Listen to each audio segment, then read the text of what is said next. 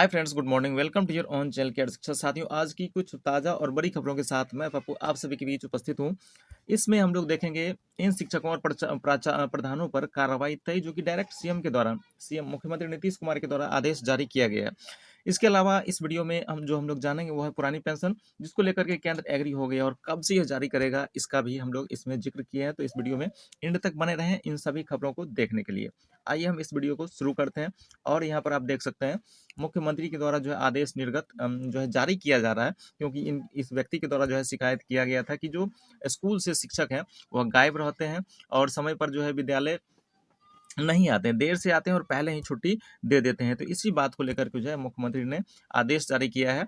और इसमें यहाँ पर आप देख सकते हैं मुख्यमंत्री ने इसको लेकर अपर मुख्य सचिव जो कि अमित सुबहानी है को सख्त निर्देश दिया है।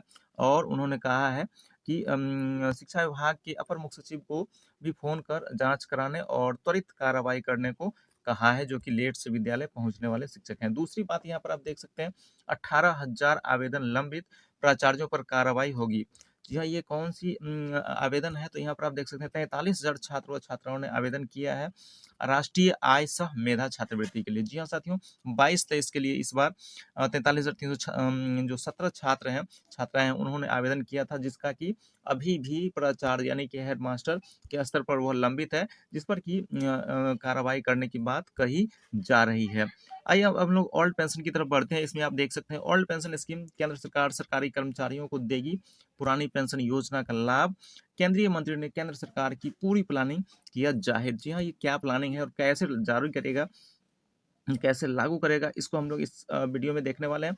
तो वीडियो को एंड तक जरूर वॉच करें। आइए हम लोग इसको भी देख लेते हैं। दिवाली के बाद केंद्र सरकार सरकारी कर्मचारियों को एक और बड़ा तोहफा देने जा रही है। आने वाले कुछ दिनों में केंद्रीय कर्मचारियों के लिए पुरानी पेंशन योजना को बहाल किया जा सकता है। हालांकि ये जो आप देख रहे हैं वेब पेज, इनके द्वारा बहुत सारी ऐसी भी भ्रामक जानकारी दी जाती है, जिसका कि स्पष्ट तौर पर जो है कहीं आदेश निर्गत नहीं रहता है, लेकिन इनके द्वारा यह जानकारी दिया जा रहा है।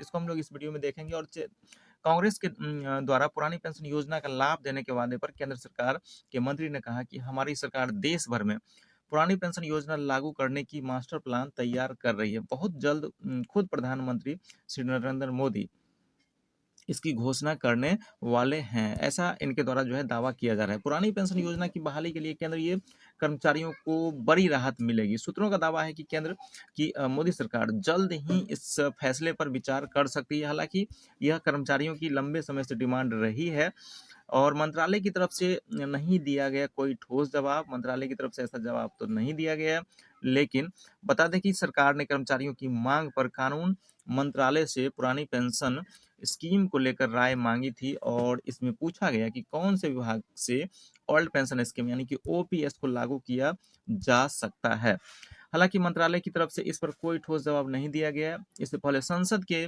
बीते सत्र में वित्त राज्य मंत्री भागवत कराड़ ने इससे इनकार किया था कि सरकार ओल्ड पेंशन स्कीम को लागू करने पर विचार कर रही है, या इनके द्वारा इनकार किया जा चुका था।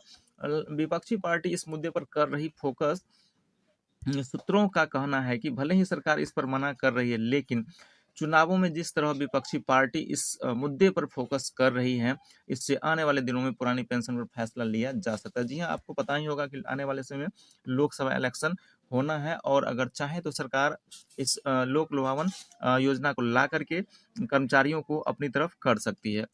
इससे आने वाले दिनों में पुरानी पेंशन पर फैसला लिया जा सकता है। सरकार की तरफ से जिनकी भर्ती के लिए 31 दिसंबर 2003 को या उसके पहले विज्ञापन जारी किए गए थे, उसके लिए उनके लिए जो है पुरानी पेंशन पर विचार हो सकता है। पुरानी पेंशन योजना के 3 बड़े फायदे हैं। फायदों की बात करें तो ओपीएस में पेंशन अंतिम ड्रॉ सैलरी, यानी कि जो लास्ट में जब आप रिटायर कर रहे हैं उसके आधार पर जो है सैलरी जो है आपकी पेंशन बनती है।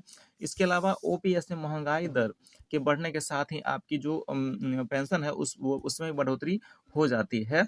और जब सरकार नया वेतन आयोग लागू करती है तो भी इसमें पेंशन में बढ़ोतरी होती है, यानी सभी स्तर पर जो वर्तमान कर्मचारी हैं उसी के अनुरूप जो ओल्ड पेंशन यानी पुरानी पेंशन मिलती है उसको भी फायदा पहुंचता है।